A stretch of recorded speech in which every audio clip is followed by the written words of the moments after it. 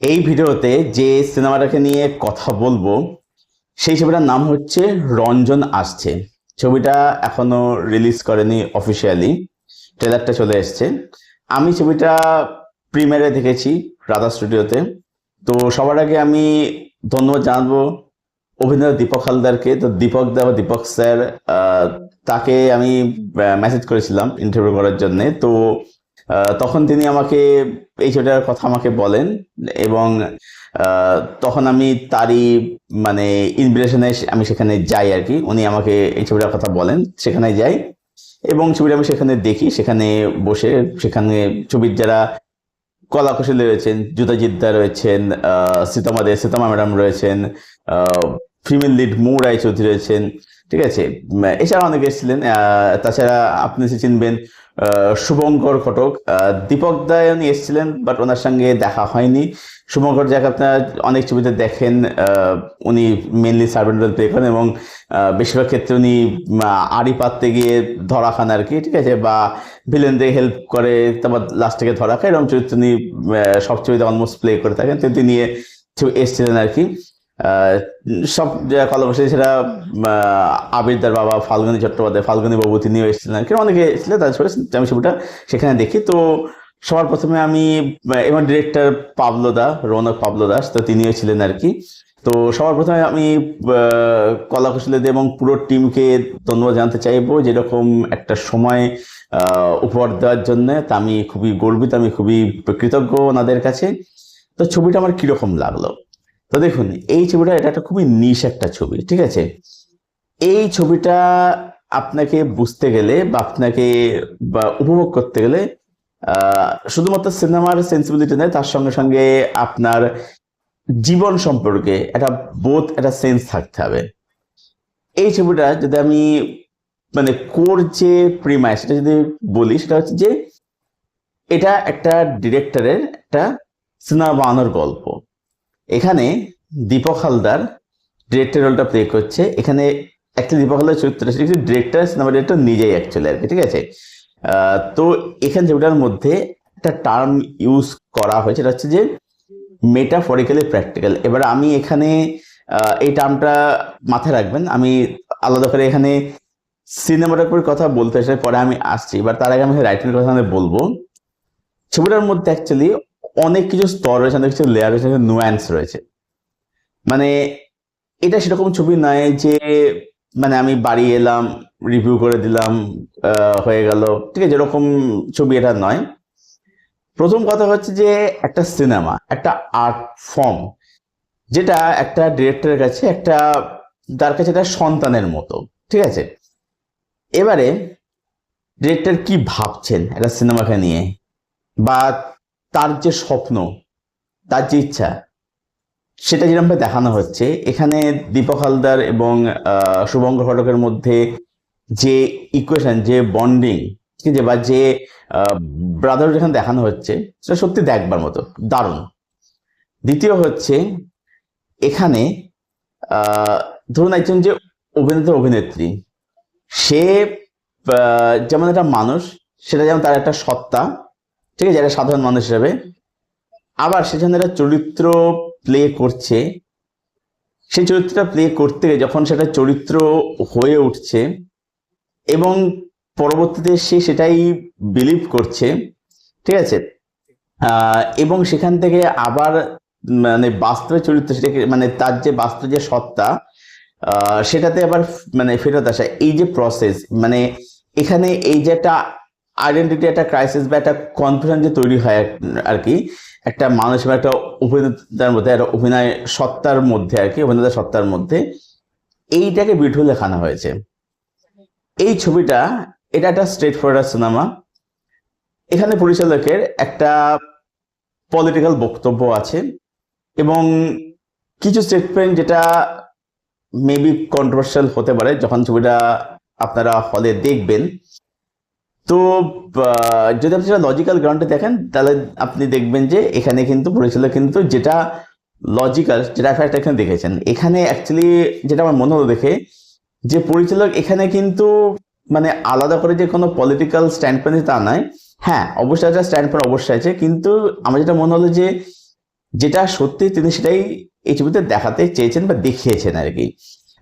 যেমন এই যে রিসেন্টলি আমি ধুরন্ধর অনেক কথা বলেছি, যে এখন যেটা সমস্যা হয়েছে কি, যে মানুষ, সাধারণ মানুষ, আমি সবাই এখানে বলছি না, যারা মানে একটা সিনেমা, একটা কাজের আর্ট অ্যান্ড ক্রাফটের থেকে পলিটিক্স নিয়ে বেশি করে তারা কথা বলছে। এবার প্রত্যেকটা ডিরেক্টরের একটা নিজস্ব পলিটিক্যাল ভিউ বা আইডিওলজি থাকে। এবার যদি আমরা সবসময় একটা সিনেমাতে, ডিরেক্টর সিনেমাটা তো খুব যত্ন নিয়ে বানিয়েছে, সেই সিনেমাতে আর্ট অ্যান্ড ক্রাফটের থেকে আমরা সেই সিনেমার পলিটিক্স নিয়ে বা ডিরেক্টরের পলিটিক্যাল আইডিওলজি নিয়ে আমরা কোশ্চেন করছি, তাহলে সেই হিসেবে দেখতে গেলে কোনো ডিরেক্টর কখনোই তার পলিটিক্যাল দেখাতেই পারবে না। হ্যাঁ, এবার আমার আপত্তিটা হচ্ছে যে যে একটা দিক দেখানো হচ্ছে কিন্তু অন্য একটা দিক চেপে যাওয়া হচ্ছে, যেটা আমি ধুরন্ধরের ক্ষেত্রে বলেছিলাম। ঠিক আছে, যে এই যে ডিমনিটাইজেশন, তার ভালো দেখানো হচ্ছে কিন্তু খারাপ দিকটা দেখানো হচ্ছে, সেটা চেপে যাওয়া হচ্ছে। তো এইটা আমার কোথাও গিয়ে মনে হয়েছে। ঠিক আছে, আমার আপত্তি যে এই জায়গাতে, কিন্তু ডিরেক্টরের নিজস্ব পলিটিক্যাল আইডিওলজি থাকবে, এটা কোনো সমস্যার বিষয় না, কারণ তিনি একজন মানুষ। তো এরকম লেয়ার এখানে ছবিটার মধ্যে কিন্তু নুয়েন্স ছবিটার মধ্যে কিন্তু রয়েছে। নেক্সট বলবো হচ্ছে ছবির সিনেমাটোগ্রাফি। ছবিটার মধ্যে টার্ম ইউজ করেছে, এটা হচ্ছে মেটাফরিক্যালি প্র্যাকটিক্যালি, প্রথমেই বললাম। কেন? তার কারণ হচ্ছে যে দেখবেন ছবিটা শুটটা যে জঙ্গলে। এবার এই যে জঙ্গল কেন? কারণ এই যে আমরা বলি না যে এটা জঙ্গলের রাজত্ব, এটা জঙ্গল আছে বলি যেটাকে আমরা, মানে এটা জঙ্গলি যেটাকে আমরা বলি আর কি। ঠিক আছে, মানে জঙ্গলি মানে কি, আদিম বন্য, সেইভাবে জঙ্গলটাকে, এটাকে এখানে আমার ইন্টারপ্রিটেশন অনুযায়ী যে সেটাকে একটা মেটাফরিক্যাল এখানে ইউজ করা হয়েছে। এবার এই যে সিনেমাটোগ্রাফিটা, এটা আমাকে ভীষণভাবে মনে করাচ্ছিল আদিত্য বিক্রম সেনগুপ্তের সিনেমা, যার নাম হচ্ছে জোনাকি। এবার জোনাকির যে সিনেমাটোগ্রাফি, সেটাও কিন্তু আবার বলতে পারেন যে অনেকটা সিমিলার হচ্ছে আন্দ্রে তারকভস্কির মিরর সিনেমাটা থেকে। সেখানে সিনেমাটা কিন্তু অলমোস্ট সেমই ছিল আর কি। আচ্ছা, দেখবেন জোনাকি ছবিটার মধ্যে সেখানে কিন্তু দেখবেন যে জিম শেরাফ সেখানে ছিল, এবং যে বয়স্ক যে ভদ্রলোক অভিনেত্রী ছিলেন আর কি, দেখবেন তারা কমলা লেবু খেত, কারণ লেবুর মধ্যে স্তর বা লেয়ার থাকে। তো ওটা একটা মেটাফোর ছিল, রেফারেন্স ছিল। তো এইখানে হচ্ছে সেই জায়গাখানে এখানে বেদানা এখানে ইউজ করা হয়েছে আর কি। এখানে বেদানা হচ্ছে রেফারেন্স আর কি, বেদানার জন্য উপরটা শক্ত, খুব মিষ্টি থাকে আর কি, বেদানা এখানে ইউজ করা হয়েছে আর কি।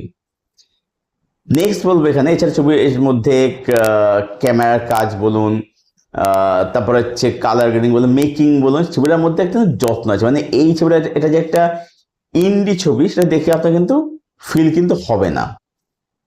নেক্সট বলবো এখানে যে পারফরমেন্সের কথা।